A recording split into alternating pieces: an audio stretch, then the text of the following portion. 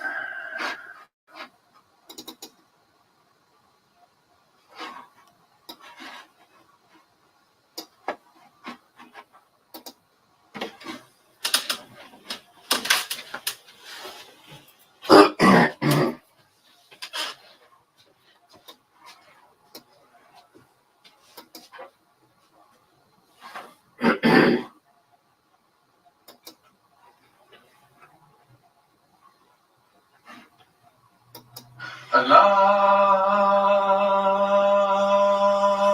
اکبر اللہ اکبر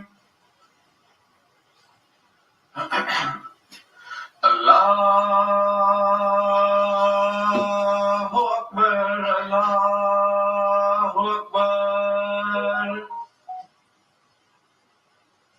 اشہد ان لا الہ الا اللہ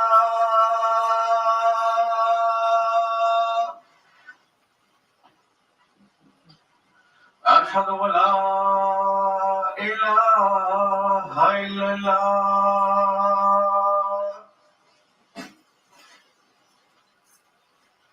اشہد ان محمد رسول اللہ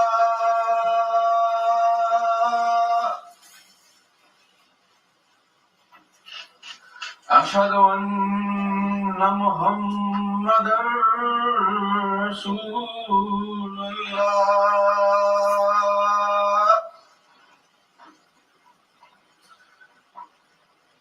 حی علی الصلاۃ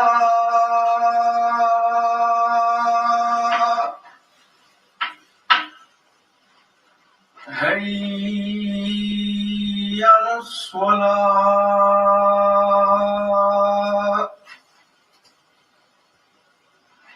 حی علی الفلاح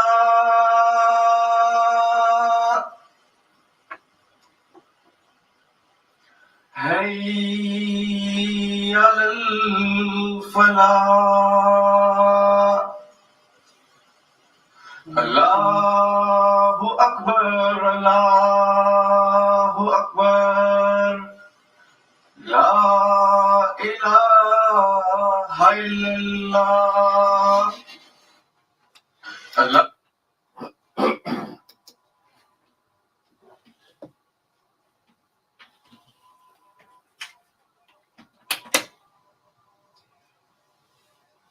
أشهد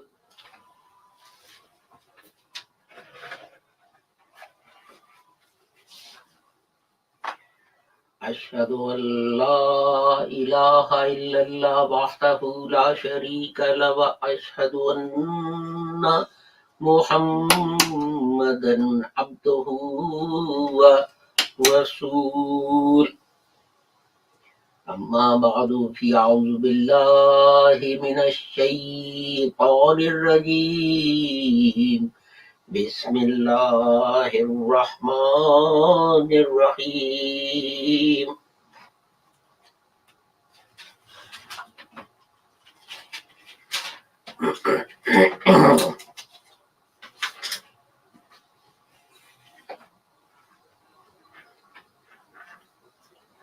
وَإِذْ قَالَ رَبُّكَ لِلْمَلَائِكَةِ إِنِّي جَاعِلٌ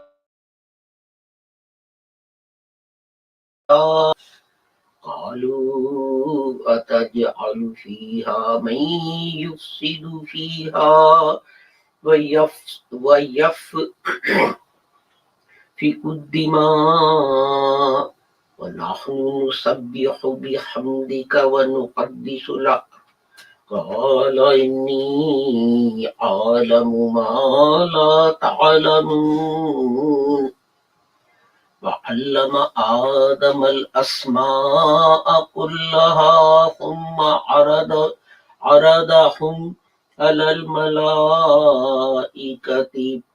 فقال أنبئوني بأسماء هؤلاء إن كنتم صادقين.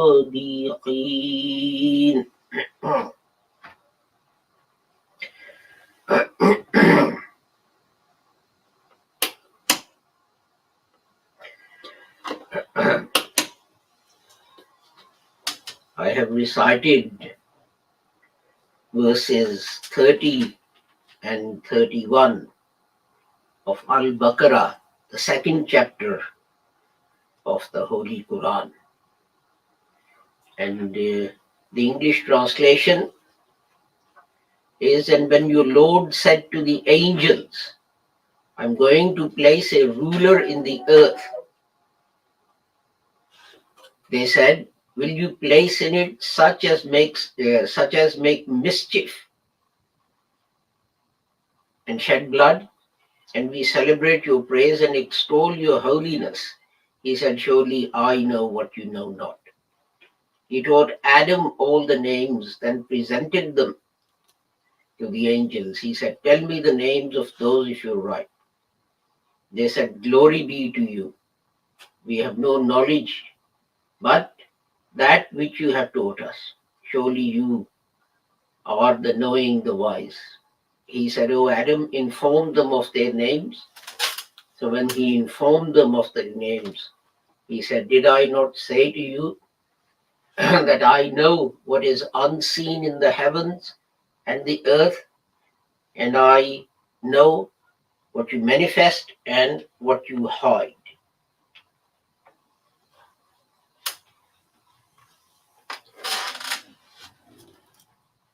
This is about Sadaqallahul Aliyyul Azim. I start with the apologies for slight technical problems we had. But let's get back to the topic. And in this khutbah, I want to talk about the concept of names, because it says that, and he taught Adam all the names. But let me digress slightly. And that is that a man had damaged his back. He's in the UK. And he had lost the ability to walk because his spinal cord, the nerves that take the messages from the brain to the legs, had been damaged or severed and so on. So the doctors devised a machine And they implanted that machine, and that machine took messages from his brain to his legs, bypassing the damaged part of his spinal cord. And he began to walk. He walked a bit like a baby. He was unstable and a bit jerky and so on. But walk he did. And there are many other machines which are on the way. And interestingly, we saw them in science fiction movies. A machine has been or is almost on the point of being launched that will allow the blind people to see. You'll put this thing on your eyes. It's like two video cameras. They will see and transmit messages to your brain about what these things are. And no doubt there are many other such machines which are on the way and being worked on. Now, what I found interesting was, and this was what drew my attention to this verse of the Holy Quran, was that a survey was carried out. And that survey concentrated on people, very religious people. And it mentioned these machines and these implants to them and said, look, there's the doctors and the engineers are working on artificial intelligence, and they'll come up with little gadgets that can be implanted in your brain, etc. What do you think? Do you think it's a good idea or a bad idea? 81% of these devout religious people said, no, this is against God's will and this is against God's law.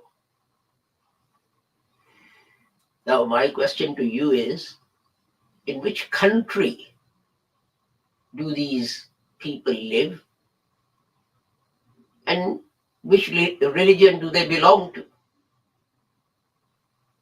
These were Americans, mostly white, Christians, who'd been to schools in America, who'd been to colleges in America, who'd been to universities in America.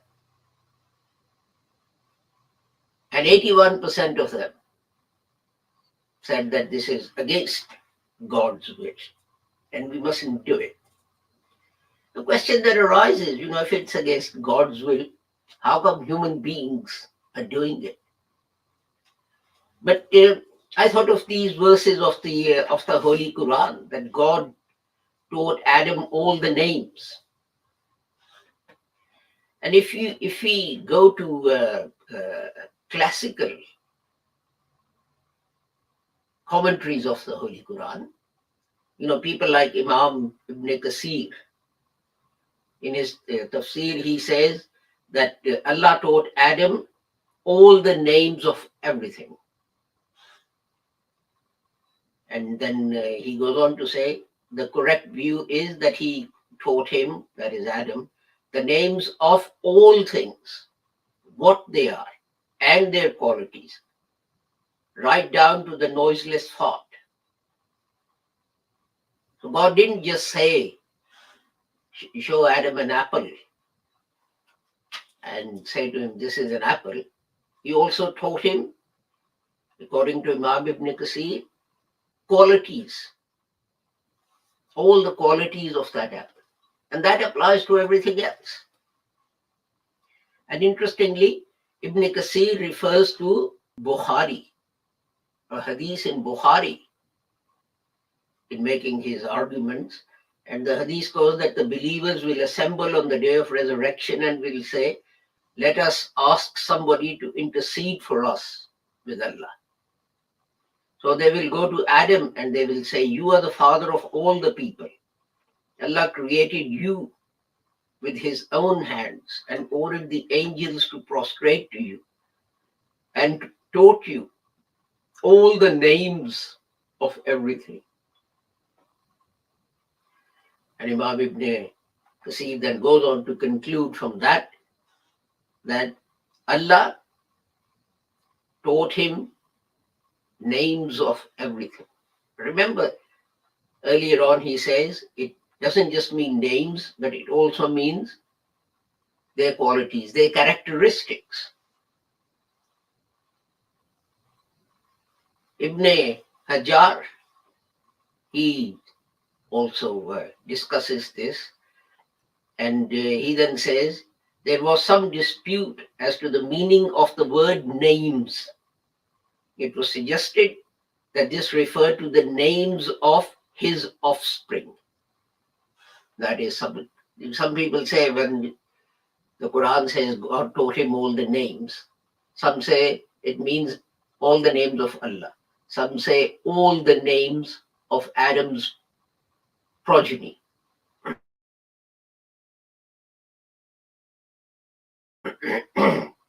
Angels, or the names of different species, without going into details, or the names of everything on earth, or the names of all things, etc.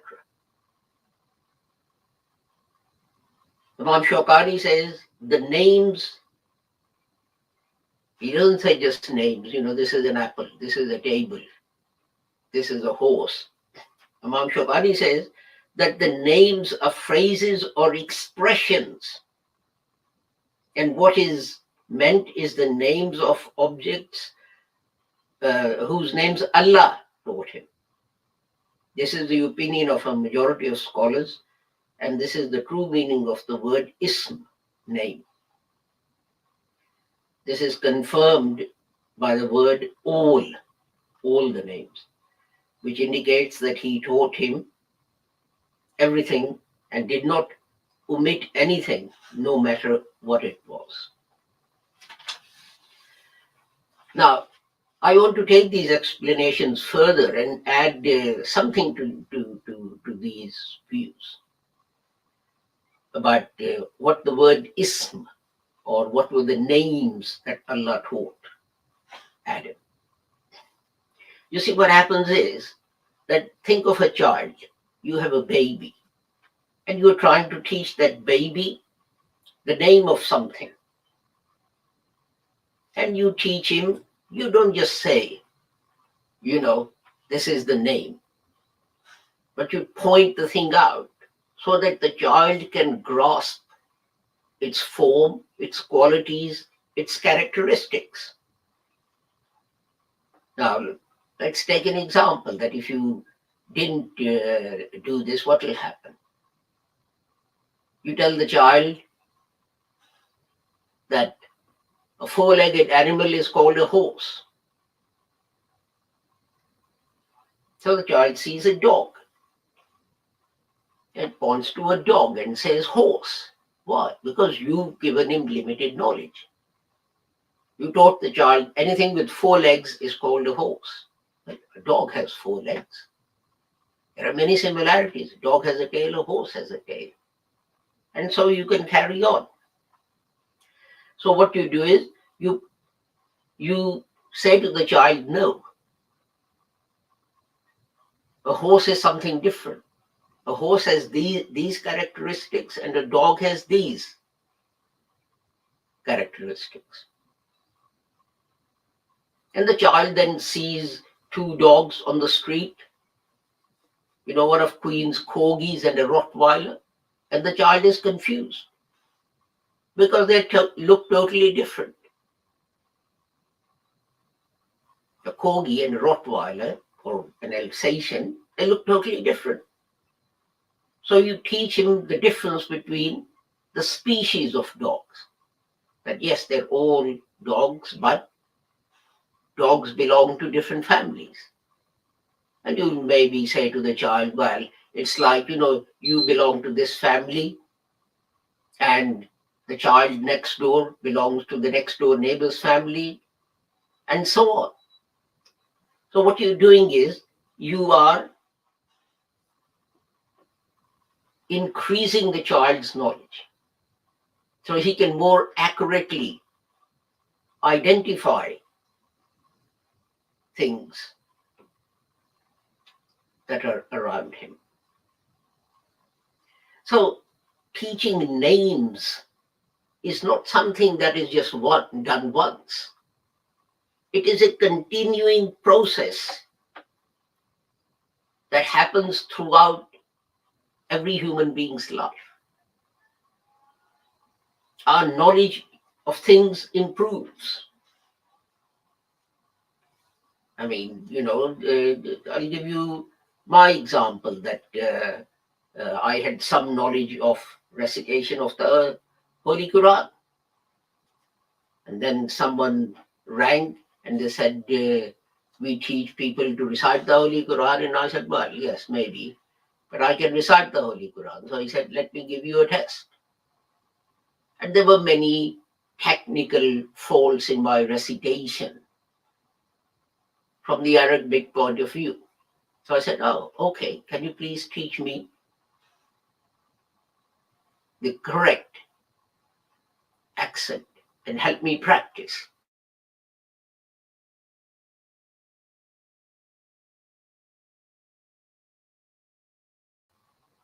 So that I do accent.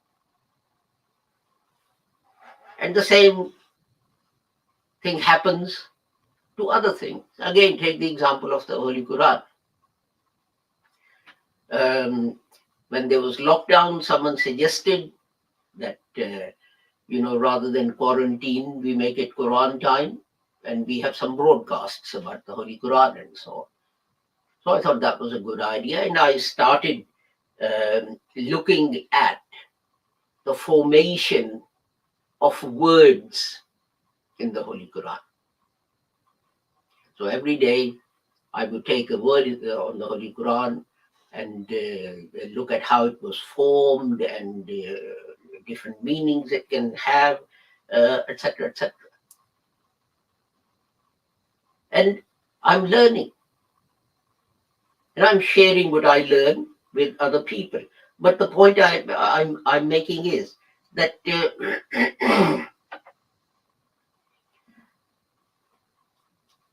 learning, teaching is not something that ends or whatever. And I agree that Imam Shawkani was quite right, that it wasn't just a name, that the word names, Isma, included phrases and expressions which taught a human being everything about the creation. But I take it further. And I say, rather than just meaning that God taught him names, what it means is God gave Adam the ability to find out and learn about everything around him. And when, humans weren't very developed and they had to walk and they couldn't see very far, they developed knowledge of things around them. And then they tamed horses and they could go further. So they developed more knowledge. Perhaps previously they only had knowledge of, an area 5 mile in radius around them. Once they got horses, maybe they could have knowledge of things 5. So it went on. But the interesting thing is, and remember this, the development of these things and abilities took a long time. God gave us this ability, but we developed the ability to speak so we could communicate knowledge. But when one person died, his knowledge died with him. And that was that. Whatever he had learned, whatever research he had done, whatever he had found out on his travels, once he was dead, that was dead and gone as well. Well, people might have remembered it for a generation or two, but that would have been all. So the next thing that developed this further was that writing was invented. It was mainly invented because people wanted to do trade and so on, but that's a different topic. So that meant that the knowledge one generation gathered was now saved, and it could be passed on to others. Although it was very difficult, the method of saving it was not that great. Initially, people carved things on stones, and you see this in Egyptian hieroglyphics. They used pictures to represent things because the concept of alphabet and words had been invented. And then the concept of words and alphabet was invented. But it was still expensive to share that knowledge because people had to sit down and write down books in whatever language. And then, of course, printing press was invented, and it became cheaper and faster to share that knowledge with a lot more people. But books were still expensive. In British universities, there's someone called a reader. What's his job? Well, what it says. He's a reader. Because there was only one book on a particular topic in the library, when there was a class, he was asked to sit there and read out that book, and students would take notes from it. But then, of course, as I said, printing press was invented and things became quicker and cheaper. Next, we come to our time, where we now have the ability to share information almost instantaneously with huge numbers of people. You know, if you have a website, you can go on there and type something in, and anyone who's interested in that topic will be able to see. You can write an email and send it to a large number of people, and they will immediately get whatever it is you're saying. And if it is interesting and they're interested in it, they can share it to others.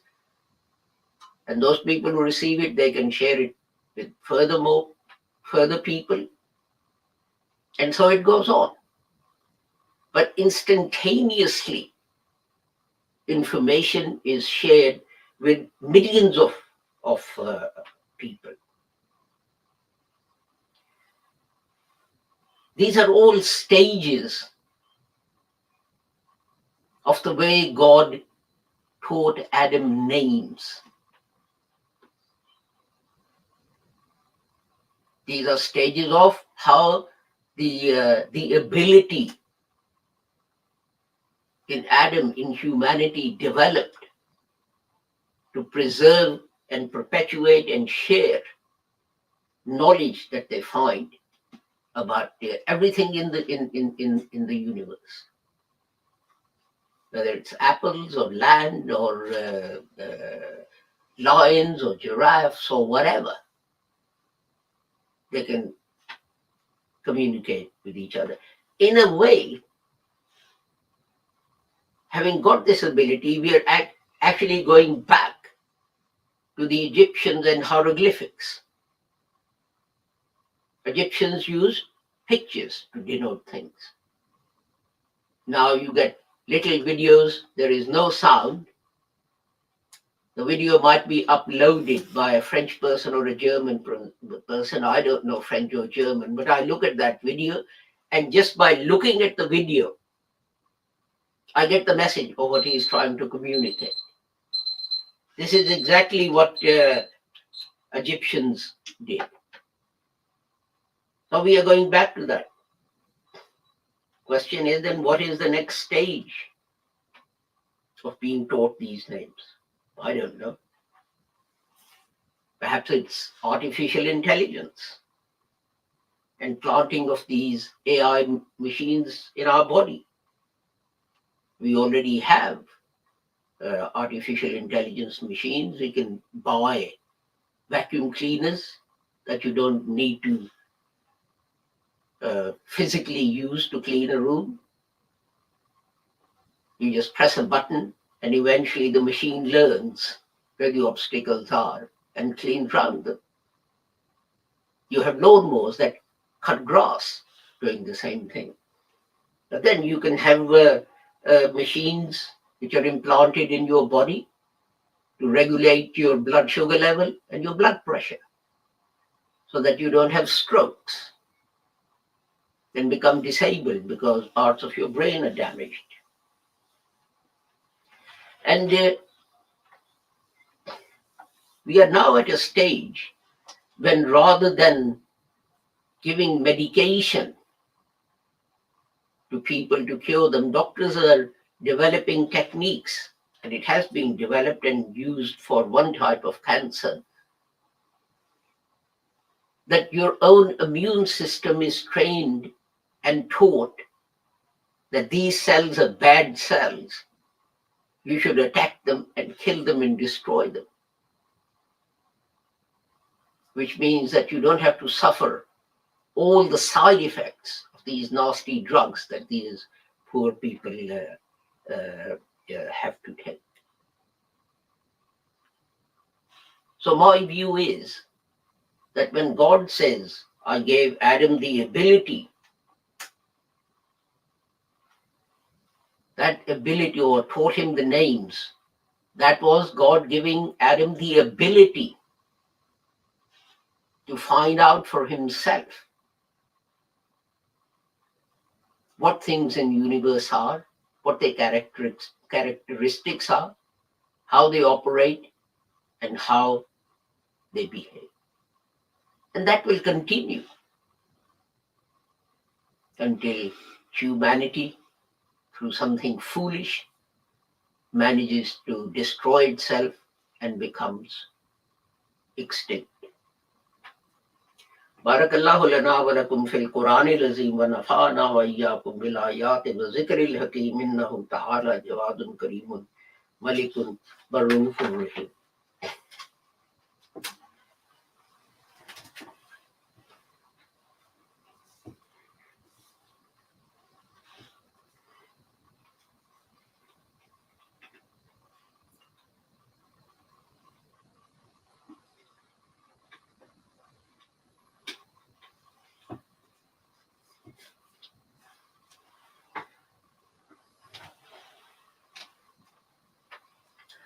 Alhamdulillah.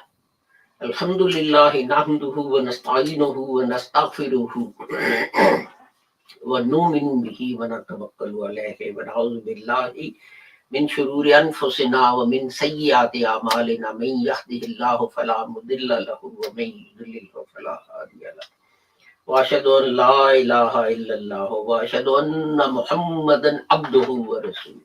Allahumma salli ala Muhammadin wa ala ali Muhammadin kama sallaita ala Ibrahim wa ala ali Ibrahim innaka Hamidum Majid. Allahumma barik ala Muhammadin wa ala ali Muhammadin kama barakta ala Ibrahim wa ala ali Ibrahim innaka Hamidum Majid. Allahumma ansur man nasara dina Muhammadin sallallahu alayhi wa sallam wa ja'alna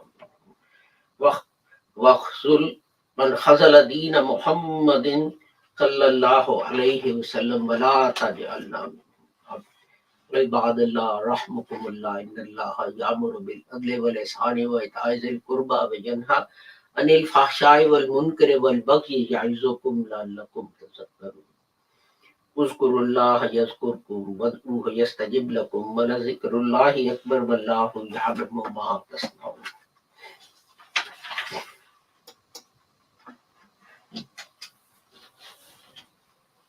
Before we start our prayers, I want to remind everyone, please pray for all those who are in difficulty. I particularly mention in this respect our brother Jalil from Italy, who underwent serious brain surgery some weeks ago, and I assume he's now undergoing chemotherapy and so on. So please pray for him especially. But pray for the whole humanity that God may keep everyone safe and sound and free from harm.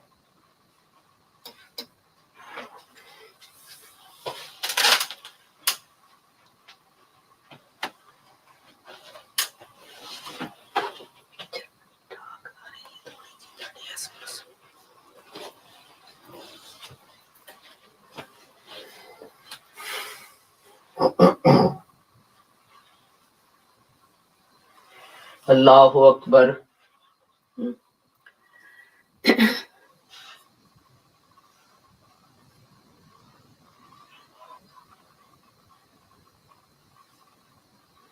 Alhamdulillahi Rabbil Alameen. Ar-Rahmanir Rahim. Maliki Yawmiddin. إياك نعبد وإياك نستعين اهدنا الصراط المستقيم صراط الذين أنعمت عليهم غير المغضوب عليهم ولا الضالين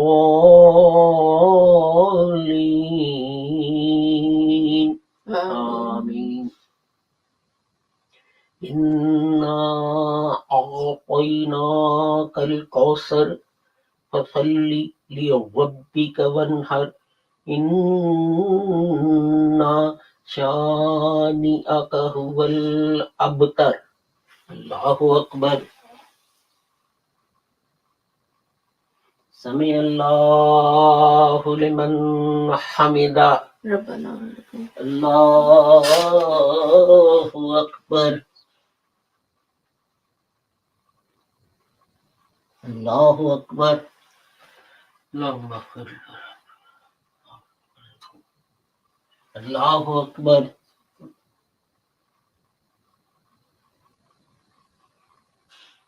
الله أكبر. الحمد لله رب العالمين الرحمن الرحيم مالك يوم الدين إياك نعبد وإياك نستعين اهدنا الصراط المستقيم صراط الذين أنعمت عليهم غير المغضوب عليهم ولا الضالين آمين. قل أعوذ برب الناس ملك الناس إله الناس من شر الوسواس الخناس الذي يوسوس في صدور الناس من الجنة والناس. الله أكبر. سمع الله لمن حمده. ربنا الله أكبر.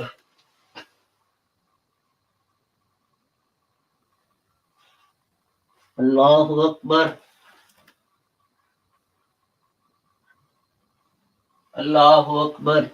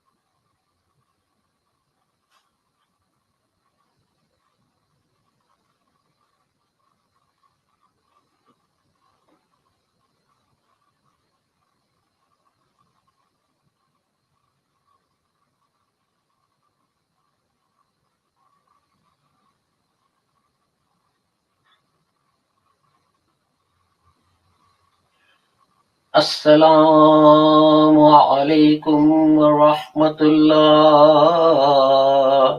السلام علیکم ورحمۃ اللہ. استغفر اللہ استغفر اللہ. ربنا آتنا